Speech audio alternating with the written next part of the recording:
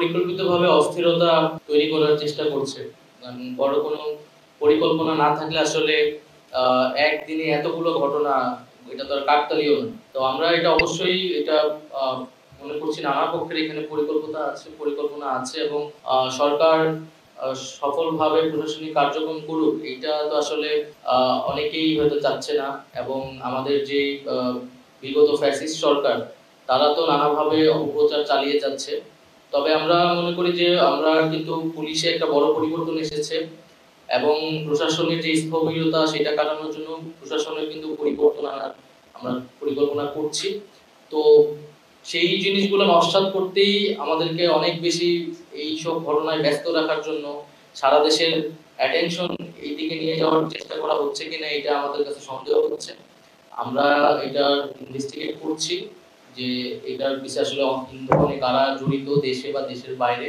তবে জনগণের কাছে আহ্বান থাকবে, যেহেতু একটা অভ্যুত্থান পরবর্তী পরিস্থিতিতে আমরা আছি, সকলের ভিতরেই সেই একটা বিপ্লবী চেতনা আছে, উত্তেজনা আছে, এবং সেটা যাতে আমরা ইতিবাচকভাবে ব্যবহার করি এবং আমরা যাতে সচেতনতা সব দিক থেকেই তৈরি করি এবং রাজনৈতিক দলগুলা, সামাজিক সংগঠনগুলোর এখানে আসলে অনেক ভূমিকা নেওয়ার আছে। গণঅভ্যুত্থানে যেভাবে একটা ঐক্য আমাদের ভিতরে ছিল, আমরা মনে করি এই বর্তমান পরিস্থিতি বা সরকারে কিন্তু এই অংশীদারিত্বটা সবারই আছে, সেই দায়িত্বশীল জায়গাটাও আমরা সকলের কাছ থেকেই প্রত্যাশা করছি। না, পুলিশ তো যথাযথ ব্যবস্থা নিতে তো পুলিশের দুর্বলতা ছিল দেখেই তো আসলে ঘটনাটা সংঘর্ষের দিকে গিয়েছে, এটা তো আমরা স্বীকার করছি। কিন্তু পুরো পুলিশ তো আসলে একটা পুনর্গঠন প্রক্রিয়ার ভিতরে আছে।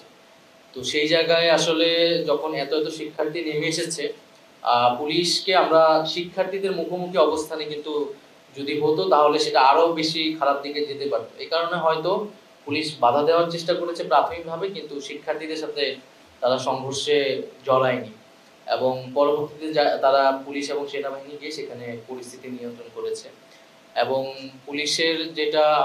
পুলিশের দুর্বলতা বা পুলিশের জায়গা থেকে এখানে দুর্বলতা থাকলে সেটাও আমরা আইডেন্টিফাই করার চেষ্টা করছি এবং আমরা কিন্তু পুলিশকে আরো বেশি সক্রিয় করার জন্যই কিন্তু পুলিশে একটা রদবদল করা হয়েছে এবং আমরা কিন্তু এই রদবদল অব্যাহত থাকবে। যেখানে ব্যর্থ হচ্ছে যেসব জায়গায়, তাদেরকে কিন্তু আমরা পরিবর্তন করব। আপনারা জানেন নতুন নিয়োগ প্রক্রিয়া চলমান আছে, প্রায় 1300 থেকে 1400 এসআই এবং এখন পর্যন্ত আমার জানা মতে 4500 কনস্টেবল নিয়োগের প্রক্রিয়া চলমান আছে। এবং পুলিশের মধ্যে রদবদলটা যেটা করা হয়েছে সেটা হচ্ছে বদলি করা হয়েছে, অন্য জায়গা থেকে ডিএমপিতে আনা হয়েছে, ডিএমপি থেকে অন্য জায়গায় পাঠানো হয়েছে।